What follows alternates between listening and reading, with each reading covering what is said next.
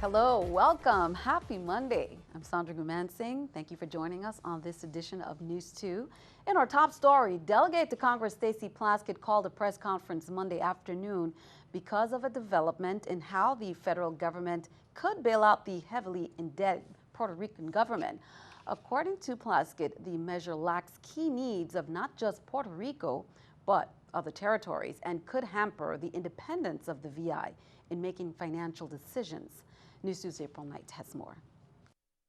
Delegate Stacey Plaskett is working against a bill in Congress that addresses Puerto Rico's fiscal crisis but could have a negative impact on the Virgin Islands. According to the delegate, the bill, pushed by Republican Representative from Utah, Rob Bishop, primarily addresses bankruptcy allowances for Puerto Rico, but does not address the resources the territories need. It mentions nothing about Medicaid or any other tax relief, nor does it provide for any recommended economic growth options. On top of that, Delegate Plaskett said the piece of legislation could create an oversight board that would have far-reaching implications in Puerto Rican business and government. But it could also create the same oversight for all the other territories, and that, she said, is of grave concern. This is not about bailing out a territory and putting more federal oversight in place over its local government. This is about, and should be about, focusing on creation of real and true economic development and opportunities for our residents. I believe the proposed bill and the provisions within it to be detrimental to the advancement of a mature government for the Virgin Islands, and also puts our own bonds and our ability to go back to the market at risk. The bill is projected to largely gain support from a Republican-controlled Congress and a desperate Puerto Rico. I'm concerned that Puerto Rico, in its desperation, will push for this bill in its present iteration and maybe only try and change the parameters of the oversight. It has, to me, enormously broad reach in how the territories can govern itself. But in its current form, Plaskett said her office, the local VI government, as well as other territories, are lobbying against it. Reporting for News 2, I'm April Knight. Now, if the bill is approved, the Oversight Board assigned over Puerto Rico would consist of members appointed by the sitting president. We will keep you updated. The Senate Rules Committee met on St. Croix Monday morning and tackled a list of bills that could help fix the ills of the election process in the VI.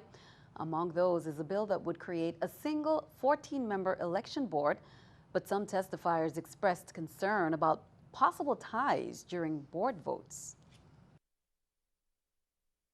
I do not support increasing the number. Right now I'm doing a compromise because my personal belief is that the board needs to be reduced. Majority of the colleagues want to not do it so drastically, and I'm leaning with that, as long as we have the one board concept. Now, I hope I'm speaking correctly for the league when I say that an odd number, you have also a recommendation here for 13, but you want to get away from the tie situation. During Friday's economic development meeting, Senator Armando Rocky Liburd called for an improved process to determine the benefits of the EDA in the territory's workforce. The call came as Bill 31-0343 was introduced to the body, which seeks to place a specific non-residency status for all employees solicited to fulfill positions that were intended to employ local residents. Senator Liburd finds the present process of enforcement to the laws lacking in the ability to extract hard data. He suggests that the EDA compile a system or method to determine how many companies are meeting the requirements in order for the legislature to make a comprehension decision and comparison, he said. Senator Kurt Violet is pushing some amendments to Bill 31-0320, which would appropriate additional funds to various government agencies, in addition to $1.2 million that earmarked by the Senate for the Maintenance Division of the Department of Education. The amendment, if approved, would provide another $680,000 for repairs and maintenance. It would also add $282,000 for Schneider Hospital to cover the cost of repairs and maintenance to the hospital's 4th floor as a result of flooding. Well, late this afternoon, the Environmental Protection Agency's regional administrator, Judith Unk, government officials, and community stakeholders met at Government House on St. Thomas to discuss recycling and composting in the U.S. Virgin Islands. Topics include promoting the shift to recycling and composting in the USVI with an emphasis on keeping trash out of waterways. We will have more from this meeting on Tuesday's newscast. And as we reported last week Friday, the Senate Committee on Economic Development, Planning, and Agriculture, they got a much more detailed picture of the impact of changing global climate on the local economy. The hearing not only stressed the urgency of a response, but also highlighted some challenges faced by the Virgin Islands in the international discussion. NEWS2's April Knight has details. It's a complex issue and it's urgent. That's the message that lawmakers got on Friday regarding climate change and its economic impact to the territory. It's that serious. It trumps energy reform. It trumps even the program we were just discussing on the record prior to us coming, the EDC program. It incorporates everything. Federal Relations Coordinator Sean Michael Malone said climate change will affect many aspects of Virgin Islands life. Agriculture Commissioner Carlos Robles said VI farmers are already feeling the effects, finding themselves unable to rely on what used to be familiar weather patterns that normally dictate planting cycles. For all intents and purposes, those days are behind us.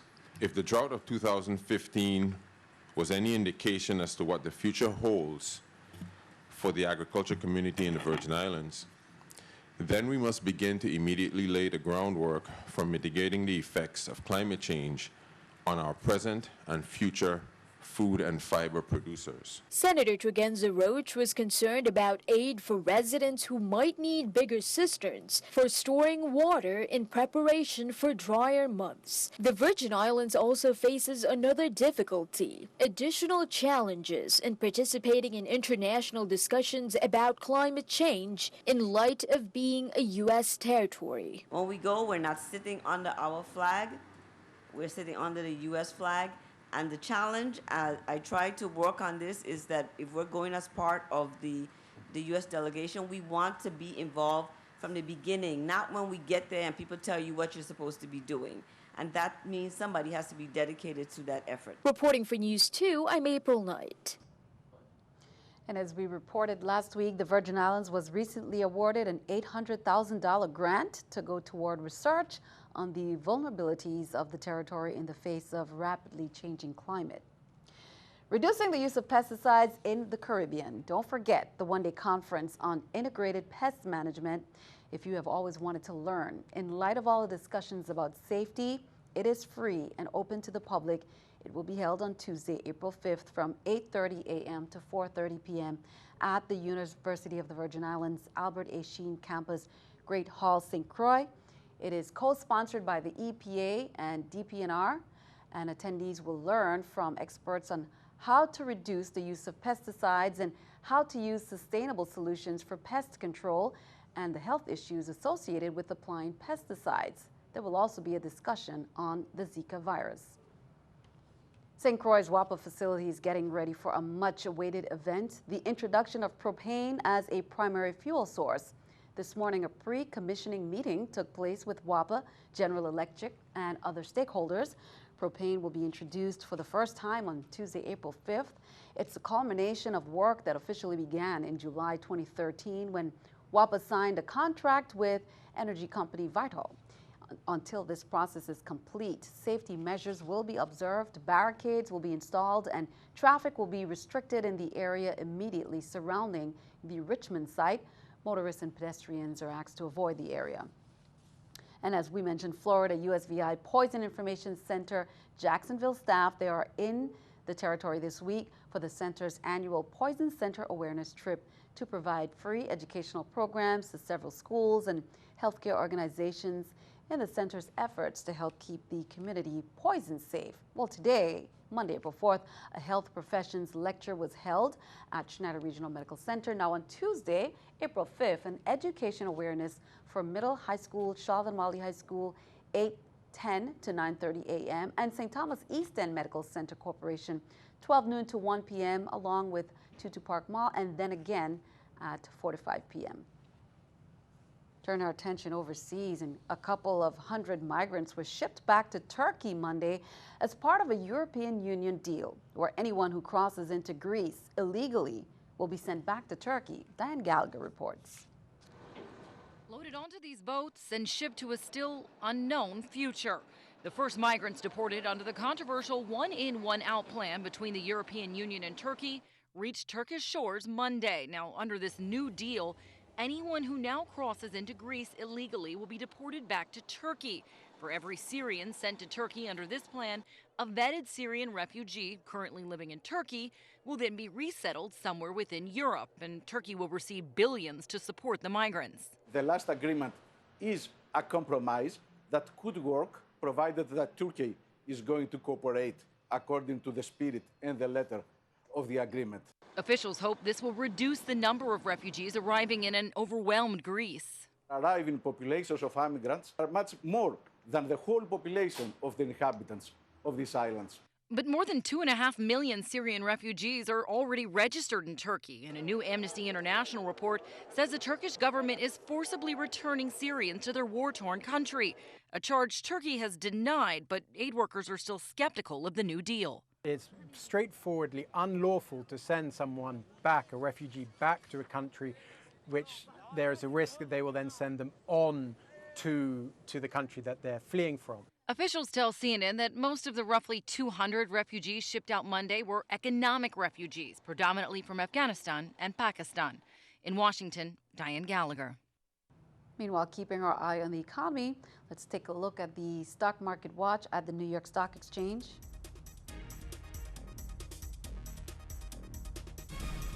According to the numbers there, everything down. The Dow 55, NASDAQ 22, S&P 500 down at 6.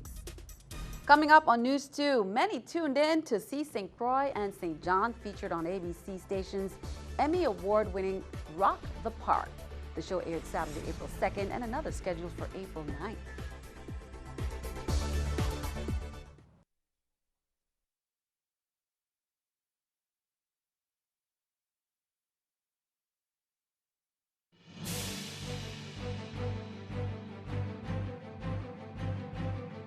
Welcome back. Bert Donadell Jr., 25, made his initial appearance before U.S. Magistrate Judge Ruth Miller after being charged in a complaint with possession with intent to distribute marijuana. According to the complaint, on Sunday, April 3rd, at the Cyril King Airport, St. Thomas, a U.S. Customs and Border Protection K-9 detected narcotics in a checked bag belonging to Donadell, who had arrived on a Delta Airlines flight from Atlanta.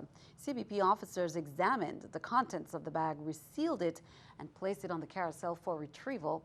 Donadell retrieved the bag and a second checked bag bearing his name from the baggage claim area. A total of approximately 8 kilograms of marijuana was seized. Just a reminder, Lieutenant Governor Potter is returning to the territory on April 7th. He is out of the territory attending the National Association of Insurance Commissioners Spring 2016 National Meeting in New Orleans, Louisiana. The conference is hosting insurance regulators from the 50 states, District of Columbia, and 5 U.S. territories. Potter serves as the territory's Commissioner of Insurance. Through the NAIC, state insurance regulators establish standards and best practices, conduct peer review, and more. Now, in the absence of Senate President Neville James, who is also out of the territory, Senate Vice President Jeanette Millen-Young is serving as acting Lieutenant Governor. The U.S. Coast Guard said they returned 14 undocumented migrants to the Dominican Republic on Friday after they were rescued from a disabled boat while on their way to the U.S. They rescued the migrants from a 23-foot boat in the Mona Passage off the coast of Aguada, Puerto Rico, Wednesday night. There were 20, including 1 minor. 4 females and 16 males survived.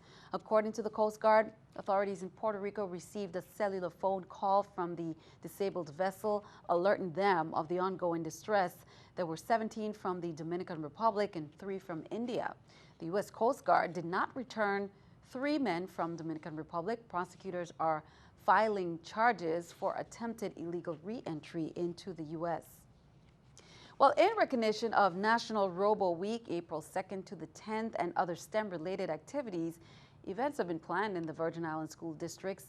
St. John, on the John H. Woodson Junior High School, the Robotics Club will display and demonstrate their robots on Wednesday from 11 a.m. to 12 noon on the school's campus. Saturday, April 9th, Sea Perch Robotic Competition for secondary schools on St. Croix, 8:30 to 12:30 at the Good Hope Country Day School Dolphins Pool. Saturday, April 16th, Sea Perch Robotic Competition for secondary schools, St. Thomas St. John, 8:30 a.m. to 12:30 p.m. at the Red Hook Swimming Pool.